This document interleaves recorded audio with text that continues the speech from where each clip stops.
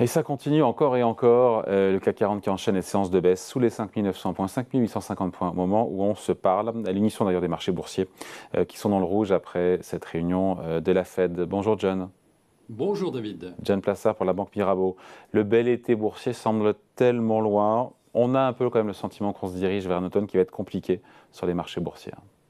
Oui, tout à fait. Alors, il y a deux choses à noter, deux rendez-vous très importants. C'est d'abord Jackson Hole, euh, où le président de la Réserve fédérale américaine, Jérôme Powell, a indiqué qu'il ferait tout pour contrer l'inflation. Alors, c'était un peu énigmatique lorsqu'il l'a dit, mais mercredi passé, c'est-à-dire avant-hier, lors de la réunion de la Fed, lorsqu'il a monté les taux de 75 points de base, eh bien, a répété qu'il ferait tout pour casser l'inflation et que ceci passerait par une récession. C'est-à-dire, il n'y a pas la question de se dire pourquoi est-ce qu'on baisse les taux ou on monte les taux, pardon, mais il faut casser cette inflation à travers une crise, qui est une crise notamment immobilière, parce qu'on sait que les taux hypothécaires, par exemple aux États-Unis, sont en train de monter, et évidemment à travers une récession. Donc les marchés n'aiment pas.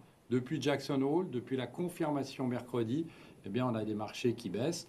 Alors, en Europe, la situation est un peu pareille, puisqu'on a vu que Christine Lagarde a eu exactement le même discours en disant que malheureusement, pour casser l'inflation, eh bien, il fallait avoir une récession. Et c'est la seule solution, je dirais, qu'ils ont trouvée face à cette progression des prix qui sont notamment tirés par le prix de l'énergie. Avec des indicateurs, John, qui vont tous dans le même sens, celui d'une dégradation de la situation économique. On a eu les PMI européens ce matin, indice des directeurs d'achat, moral, baromètre des entreprises, qui n'est pas bon, qui est sous les 50, Non. qui constitue, comment dire, une entrée en contraction de l'économie. Exactement, largement en dessous des 50, puisqu'on est à 48,2, on revient à des niveaux d'il y a 20 mois, et si vous enlevez eh bien, la crise du Covid, eh bien, on revient au niveau de 2013, c'est-à-dire il y a 9 ans. Donc effectivement, on est en décélération. Effectivement, l'inflation a eu un effet dramatique sur l'économie, et notamment sur la consommation, on le sait, c'est une évidence, et le manque de réaction, et vous savez David, on en parle depuis des mois, le manque de réaction de la Banque Centrale Européenne eh bien, fait qu'on est dans cette période où on est en retard sur le cycle économique, on est en retard sur la hausse des taux, donc il faut accélérer avant qu'on rentre en récession. Donc c'est la seule solution qu'ont trouvé les banques centrales, les banquiers centraux, parce qu'ils s'étaient trompés ils l'ont dit eux-mêmes, ils s'étaient trompés sur la trajectoire de l'inflation, donc il faut absolument que l'Europe, que les États-Unis soient précipités en récession. Et vous savez que quand vous rentrez en récession, eh bien, vous avez moins de demandes et c'est là que l'inflation baisse. Mais entre la peste et le choléra, eh bien, c'est la récession qu'ils ont choisie. Ouais, pas de solution indolore, d'ailleurs, nous disait Jérôme Powell cette semaine. Vous parliez, John, des prêts immobiliers, les taux sur les prêts immobiliers. On est à 6% aux États-Unis, sur les mortgages à 30 ans, ça nous renvoie à 2008. Est-ce qu'il y a un retournement, on assiste à un retournement du marché immobilier? Alors, il y a deux choses. Pas dans l'immédiat. Alors, on voit que le prix des maisons est en train de baisser.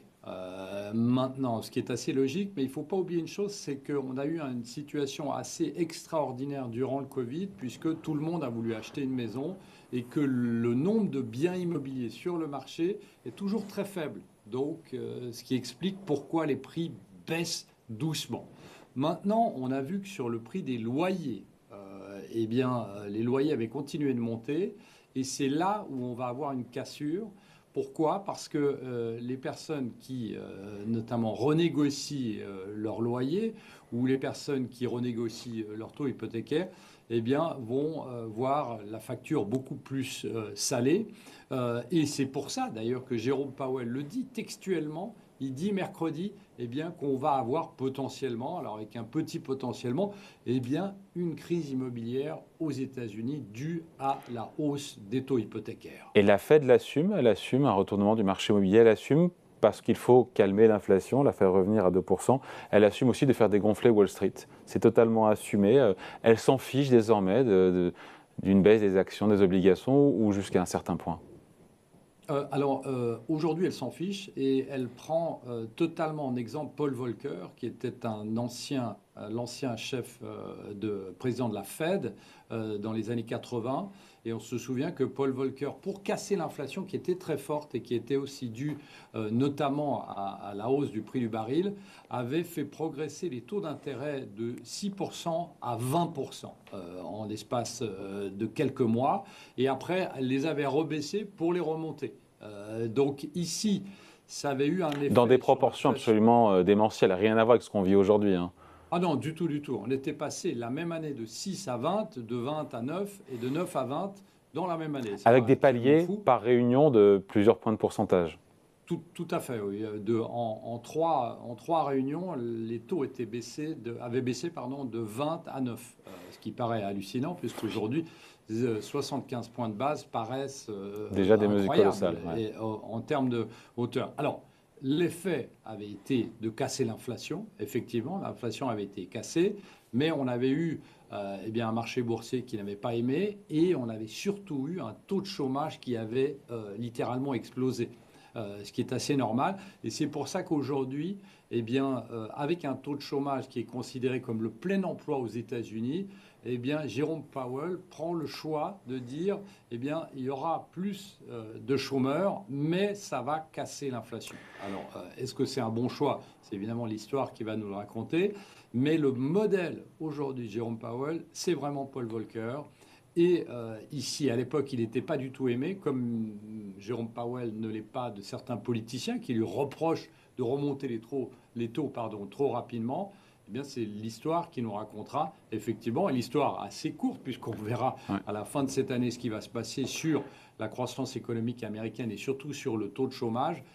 C'est l'histoire qui nous racontera si c'était un bon choix ou pas. Mais même en cas de correction boursière sévère à venir, la Fed ne bougera pas le petit doigt, sauf si ça remet en cause la stabilité financière, si ça met encore une fois en cause la solidité du système bancaire américain.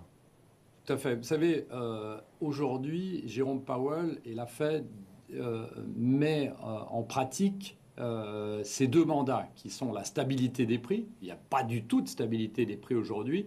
Et de l'autre côté, le plein emploi. Et il y a le plein emploi. Donc aujourd'hui, ils veulent absolument éviter que l'inflation aux États-Unis, qui est un peu plus de 8%, soit au niveau du début des années 80 où on était à 15%.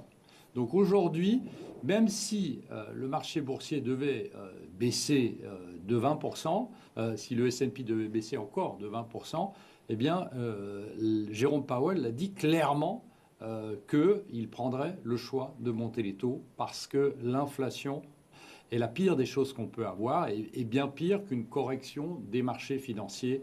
Il n'a pas donné de chiffre, John, il n'a pas dit 20%, évidemment. Non, du tout. Mais il y a des estimations qui disent que si les taux d'intérêt devaient arriver rapidement à 4,5%, le marché, le S&P 500, pouvait baisser encore de 20%. Donc on est dans cette proportion, mais il n'a pas donné de chiffre, bien évidemment. Bon, on voit des marchés boursiers qui corrigent, mais il n'y a pas de panique non plus. Non, il n'y a pas de panique non plus. Il n'y a pas de sell-off, il n'y a pas de séance ultra à moins 3, moins 4, moins 5. On est sur des baisses quand même entre 1 et 2% par jour. Exactement, mais je dirais que c'est ce qui pose problème, puisqu'on voit qu'il y a vraiment un momentum baissier qui est là et que rien ne peut l'inverser. Et je dirais même qu'il y a des éléments qui augmentent cette baisse, les arguments pour la baisse. On a vu les PMI ce matin, on a vu la crise énergétique, l'arrivée dans l'hiver, les questionnements qu'on a sur l'approvisionnement de gaz, notamment russe, etc.